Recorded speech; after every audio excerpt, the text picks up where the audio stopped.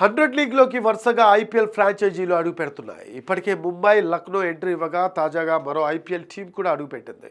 Northern super చార్జర్స్లో Sunrisers Hyderabad భాగస్వామైంది. ఈ ఫ్రాంచైజీలోని 49% వాటాను సన్ గ్రూప్ కొనుగోలు చేసింది.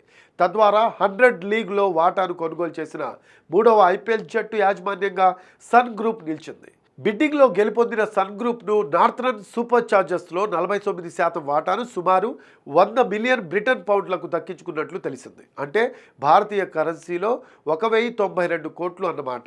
సన్ గ్రూప్ ఐపీఎల్లో సన్ రైజర్స్ హైదరాబాద్తో పాటు సౌత్ ఆఫ్రికా టీ20 లీగ్లో సన్ రైజర్స్ ఈస్టర్న్ కప్ టీంను మెయింటైన్ చేస్తూ ఉంది.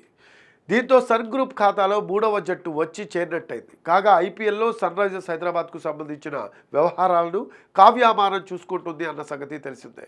రీసెంట్గానే లక్నో సూపర్ జైంట్స్ యాజమాన్యం మాంచెస్టర్ ఒరిజినల్స్ జట్టులో వాటాను కొనుగోలు చేయగా, అంతకుముందు ముంబై ఇండియన్స్కు చెందిన రిలయన్స్ యాజమాన్యం ఓవల్ ఇన్విజిబుల్ జట్టులో వాటాను దక్కించుకుంది. ఇప్పుడు సన్ రైజర్స్ హైదరాబాద్ యాజమాన్యం నార్థరన్ సూపర్ చార్జర్స్లో భాగస్వామైంది.